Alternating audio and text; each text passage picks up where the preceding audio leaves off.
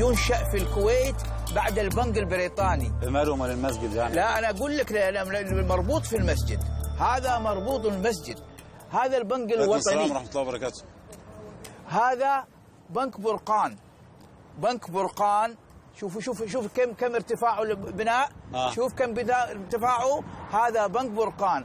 هذه سوق البورصة، سوق الأسهم، هذه حيث عواطف البشر هنا. أنا عايز أتكلم عن المسجد. أنت استنى علي بس، صبرك علي يا رجل، استنى علي. هذا هو سوق البورصة، حيث العواطف، عواطف الناس ترفع وتنزل، متعلقة بالمال، المال.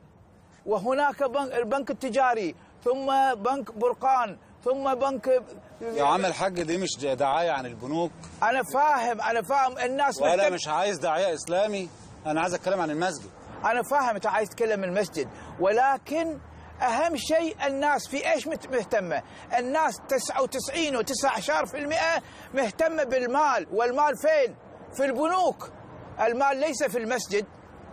البنوك. اهدى تعال نكسر البنوك. ايوه تعال نكسرها. ايوه عندك البنوك. لا ما تقدر تكسر البنوك، يكسروا روسنا. كسر المسجد معلش. هكذا مع الاسف صار هكذا. قيمه المسجد قد دنت تحت، وقيمه البنك هي المرتفعه. انظر يعني ارتفاع المسجد، وانظر ارتفاع البنوك. البنك هتودينا في داهيه. لا ما فيش داهيه ولا حاجه ولا شيء. المال حلل كل غير محلل، المال حلل كل غير محلل، حتى زواج الشيب بالأبكار. مال، فلوس. If you have money then you are funny. If you don't have money then you are nothing.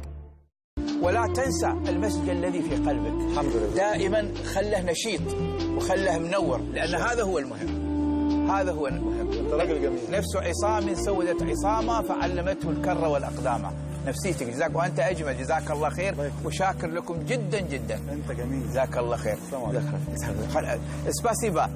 Спасибо. Я очень сегодня очень хорошо, потому что вы придете здесь.